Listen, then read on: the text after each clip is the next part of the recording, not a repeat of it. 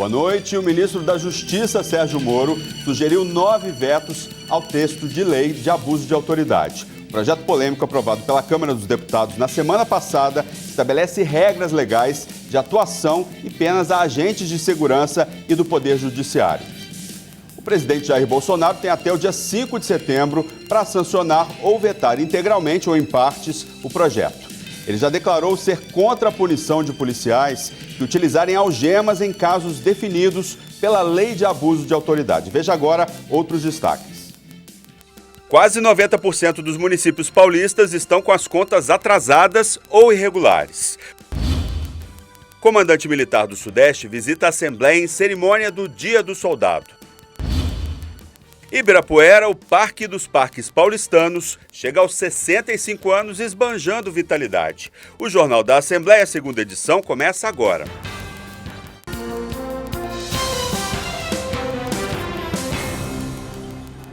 Quase 90% dos municípios paulistas estão endividados e têm recursos federais retidos por irregularidades. A capital tem a maior dívida, mas obtém a maior parcela de sua receita total com a arrecadação própria. É o que diz o relatório do Tesouro Nacional, que analisa as finanças de estados e municípios e analisa os principais fatores que influenciaram o desempenho desses números. O Brasil tem apenas o Espírito Santo com a nota máxima A, de acordo com os critérios exigidos pelo Tesouro. 9 estados têm notas B e ainda podem receber os repasses. Os outros estados estão em débito com a documentação ou inadimplentes e não possuem recursos próprios suficientes para os seus custeios. O boletim observa que Acre, Pará, Paraíba, Piauí, Paraná e São Paulo, atualmente com nota B, correm risco de cair para a classificação C já no próximo ano e correm o risco também de perder os recursos do governo federal. O documento também tem um capítulo dedicado às principais contas municipais e outro voltado especificamente para as capitais. E São Paulo aparece como capital mais endividada, mas também é que obtém a maior parcela de sua receita total com arrecadação própria. Ainda sobre São Paulo, um levantamento do Tribunal de Contas do Estado mostra que 86% dos municípios estão endividados. Dos 644 municípios avaliados, 559 têm receita insuficiente para o cumprimento das metas ou têm indícios de irregularidades no orçamento. Os dados são relativos aos meses de maio e junho deste ano. Os municípios foram notificados para que adotem providências, conforme prevê a Lei de Responsabilidade Fiscal. O artigo 9º da lei determina que os municípios terão que, nos próximos 30 dias, adequar orçamentos, limitar empenhos e priorizar os tipos de gastos e movimentações financeiras. Se as instruções forem descumpridas pelas prefeituras, o Tribunal de Contas Paulista poderá aplicar multa a critério do relator do processo de contas anuais.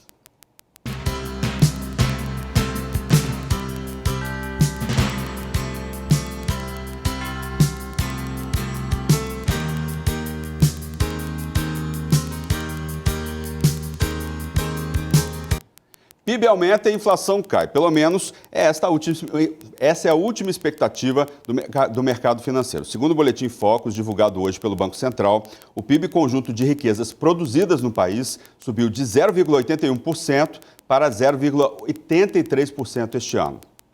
A expectativa de inflação foi reduzida de 3,76% para 3,71%. A meta da inflação é de 4,25%. O Boletim Focus é um levantamento feito pelo Banco Central junto a cerca de 100 instituições financeiras. Secretário Estadual do Desenvolvimento Regional, Marco Vignoli, participou nesta segunda-feira do lançamento da Frente Parlamentar de Apoio aos Consórcios e Associações Intermunicipais, que tem por objetivo incentivar a troca de informações relevantes e experiências entre as prefeituras dos municípios paulistas. A repórter Caterina Schutt acompanhou o encontro no Palácio 9 de Julho. O encontro aconteceu no auditório Franco Montoro da Alesp. O propósito da frente é incentivar o diálogo entre as prefeituras dos municípios do estado de São Paulo para que os gestores municipais se organizem em consórcios públicos para atender às necessidades locais e regionais. A união dos municípios chama-se consórcio. E o lançamento hoje aqui na Assembleia é de uma frente de um conjunto de deputados que vai apoiar cada vez mais essas associações entre os municípios dentro do estado de São Paulo, para respeitar ainda mais e fazer valer o imposto do cidadão. O consórcio em si, ele é uma ferramenta de gestão descentralizada, de convergência de interesses dos municípios e um ganho enorme para o desenvolvimento regional, para as teses e as demandas regionais e também, com isso, resolvendo as questões municipais. Autoridades e diversas lideranças do segmento estiveram presentes, entre eles o secretário estadual de Desenvolvimento Regional, Marco Vignoli. As soluções são compartilhadas, a otimização de recursos é fundamental e os problemas também são comuns, como um rio que passa de uma cidade e chega na outra, como a compra de remédios compartilhadas, barateando o custo, como a possibilidade de integração na segurança pública através de um sistema de câmeras e vídeo monitoramento. São todas essas soluções conjuntas que o incentivo e a atuação por consórcio pode trazer para a população que está nos acompanhando. Durante o evento aconteceu o lançamento do seminário estadual Boas Práticas em Consórcios Intermunicipais e também do livro Consórcios Intermunicipais e Políticas Públicas Regionais, que tem o objetivo de explicar em termos práticos o que é e como funciona um consórcio, através de relatos com experiências de sucesso. O coordenador da Frente Parlamentar é o deputado Mauro Bragato, do PSDB. Para ele, a organização entre as prefeituras é fundamental para estabelecer prioridades e buscar soluções para saneamento, infraestrutura, energia, estradas e promoção à saúde pública. É uma forma, a meu ver, de modernizar a gestão pública no estado de São Paulo e, por que não dizer, no Brasil. Então, a ideia de fazer a frente tem a ver com isso, com a nova onda que está vindo, que é o consórcio, que vem com força e vem, acima de tudo, para ficar. O comandante militar do Sudeste, general Marcos Antônio Amaro dos Santos, e outras autoridades militares prestigiaram nesta segunda-feira o ato solene em homenagem ao Dia do Soldado, comemorado oficialmente em 25 de agosto, que é a data do nascimento do Duque de Caxias, o marechal patrono do Exército Brasileiro. O repórter Maxwell Figueiredo acompanhou a solenidade do plenário Juscelino Kubitschek da Assembleia Legislativa de São Paulo. O Dia do Soldado é em 25 de agosto, data do aniversário de Luiz Alves de Lima e Silva, o Duque de Caxias, considerado o patrono do Exército. Duque de Caxias nasceu em 1803 e ficou conhecido como o pacificador, após sufocar muitas rebeliões contra o Império. O Dia do Soldado foi comemorado na Assembleia Legislativa com a presença de diversas autoridades. O Marechal Luiz Alves de Lima e Silva, Duque de Caxias, que para nós é o maior exemplo que temos de militar e de cidadão, né? Pelos seus exemplos de bravura, de patriotismo, de abnegação, de bondade mesmo, de pacificador que foi. Após as suas vitórias, ele sempre buscava a pacificação dos nacionais. Então, é o máximo exemplo que temos de soldado e cidadão. O comandante-geral da PM de São Paulo, Coronel Salles, disse que é importante lembrar a data como sinônimo de patriotismo. Uma alegria muito grande poder estar aqui na Assembleia, na nossa Casa de Leis paulista, exaltando o Dia do Soldado, né? Numa referência clara e numa reverência ao nosso Duque de Caxias, que nasceu a 25 de agosto de 1803. É uma data magna para nós, militares federais e estaduais, onde se exalta o compromisso com o Brasil e o juramento de morrer pela pátria, se preciso for. É um grande dia. O ato solene foi proposto pelo deputado Castelo Branco, do PSL. O parlamentar reforçou que o nome de Duque de Caxias deve ser lembrado não só nesta data, mas também nos livros de história. Nós estamos exaltando uma das figuras mais ilustres da história brasileira, que ainda não teve, na minha modesta opinião, o devido respeito e a devida consideração nos livros de história. Luiz Alves de Lima e Silva foi uma figura absolutamente maravilhosa na história do Brasil. Grande parte das nossas grandes conquistas de hoje se deve a ele.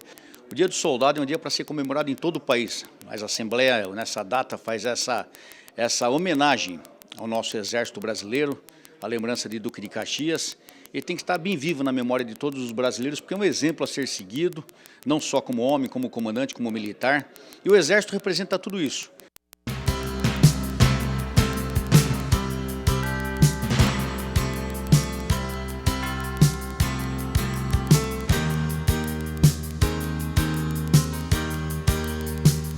Aberta hoje na Alesp a exposição Sala de Memória, Arte e Resistência Indígena.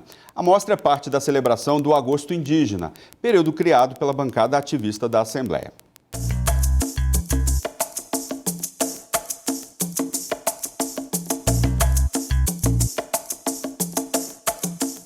As obras se contrapõem aos quadros e esculturas expostas na Alesp que frequentemente retratam jesuítas ou bandeirantes. A mostra exibe ao público parte do acervo pessoal da co-deputada Shirley Pancará, da bancada ativista.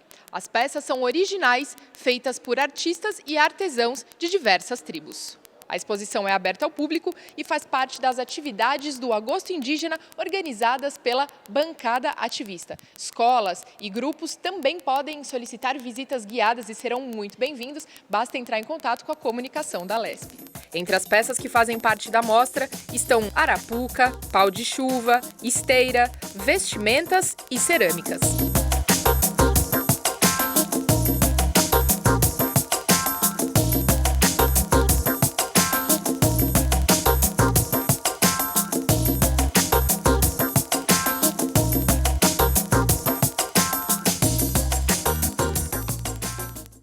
A exposição está aberta ao público até o dia 30 de agosto, na galeria do primeiro andar da Assembleia Legislativa. O Auditório Teotônio Vilela foi palco de mais um evento do ILP, o Instituto do Legislativo Paulista. Nesta segunda-feira, o tema do encontro foi como funciona o mercado.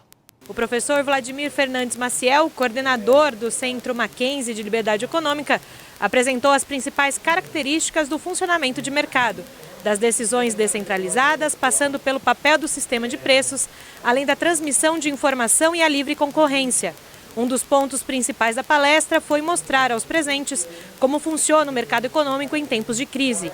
Os eventos do ILP são gratuitos. O calendário de palestras e inscrições são feitas pelo site www.al.sp.gov.br/ILP. Os estados que compõem a Amazônia Legal decidiram que vão negociar diretamente com a Noruega e a Alemanha, que financiam o Fundo Amazônia. A decisão é uma resposta contrária ao governo federal, depois que os europeus anunciaram suspensão dos repasses, insatisfeitos com a política de proteção federal para a região. A difícil situação da maior floresta do mundo mobilizou os governadores depois do presidente Jair Bolsonaro declarar que o Brasil não precisa do dinheiro da Alemanha e da Noruega para preservar a Amazônia. Não vai comprar mais a Amazônia, vai deixar de comprar a prestação Amazônia. Pode fazer bom uso dessa grana, o Brasil não precisa disso. O grupo formado por Amapá, Acre, Amazonas, Maranhão, Mato Grosso, Pará, Rondônia, Roraima e Tocantins divulgou o documento em que os governadores se afirmam defensores incondicionais do fundo, que recebe doações de Noruega e Alemanha e financia ações e projetos contra o desmatamento. Os governadores lamentaram que posições do governo brasileiro tenham levado a Alemanha e Noruega a suspenderem repasses de recursos. O texto afirma ainda que o bloco estará dialogando diretamente com os países financiadores e que isso já foi informado oficialmente ao presidente da República e às embaixadas da Noruega, Alemanha e França, que também investe na região. A maior parte dos recursos do Fundo Amazônia vai para projetos de instituições ligadas ao governo. União, estados e municípios recebem 1 bilhão e 100 milhões de reais, dos pouco mais de 1 bilhão e 800 milhões contratados por meio do fundo desde 2010. A suspensão do envio de recursos ao fundo tem efeito político maior do que econômico. Chama a atenção do mundo para a política ambiental do governo federal. Em alguns países europeus, os mais atentos ao desmatamento da Amazônia, cresce a opinião de que cortar os fundos fortalece o argumento da derrubada da floresta. Seria necessário reduzir as importações das commodities brasileiras como soja e carne. A ideia compromete o avanço do recém-anunciado acordo comercial do Mercosul com a União Europeia e pode afetar a exportação de açúcar e etanol de São Paulo.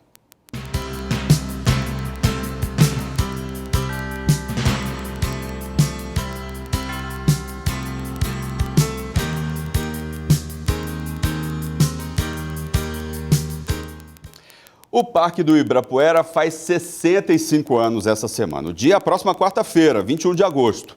Em comemoração, a segunda edição do Jornal da Assembleia estreia hoje uma série sobre o Parque dos Parques Paulistanos. Na primeira matéria, o porquê do Parque Ibirapuera ser considerado um dos 10 melhores parques urbanos do mundo. O Sessentão Ibirapuera não é o maior parque em área, mas é o que mais recebe visitantes. Todos os anos, dezenas de milhões de pessoas aproveitam a infraestrutura de lazer e cultura disponível nos mais de 1.500.000 metros quadrados do parque. Só aos domingos, o número de visitantes passa de 150 mil pessoas. O lago é a paisagem marcante, cenário de fotos que ajudam o Ibirapuera a ser um dos locais que recebe mais likes entre os usuários do Facebook. Quem curte prática esportiva ao ar livre encontra muitas opções: corredores, ciclistas, skatistas, patinadores ou os que preferem apenas passear compartilham a trilha de 6,5 km. A pista de Cooper, com 1.500 metros, o percurso principal de 3 km e os 800 metros da Marquise, projetada por Oscar Niemeyer. Os mais competitivos escolhem as quadras de tênis, basquete e futebol para se exercitar. Os que buscam paz de espírito aproveitam a área verde com vários tipos de árvores, incluindo o nativo pau-brasil, artigo raro hoje em dia no país. O espaço também serve de lar para 163 espécies de animais, a maioria aves. Pesquisadores observam que várias espécies ameaçadas de extinção encontram no Ibirapuera a proteção que buscam. O Ibirapuera também é uma área destinada ao conhecimento e ao entretenimento. É sede dos museus de arte moderna, de arte contemporânea e da cultura africana. O pavilhão japonês, às margens do lago, é símbolo da amizade nipo-brasileira. A Fundação Bienal promove importantes eventos culturais. Os amantes da boa música ganharam espaço cativo no auditório do Ibirapuera, para levar os visitantes ao mundo da lua, ao planetário. O parque, tombado pelo patrimônio histórico, arqueológico, artístico e turístico, pode ser privatizado. Em leilão realizado em março de 2019, a Prefeitura cedeu a concessão de exploração do Ibirapuera à empresa Construcap, que deu o lance vencedor de 70 milhões para explorar o parque por 35 anos. No entanto, ainda é preciso que a Prefeitura de São Paulo estabeleça, através do plano diretor, o que pode ser construído. Essa exigência pode acabar anulando a licitação. Termina aqui essa segunda edição do Jornal da Assembleia. Lembrando que você pode assistir nossa programação também pela internet, no YouTube. A gente volta amanhã. Até lá.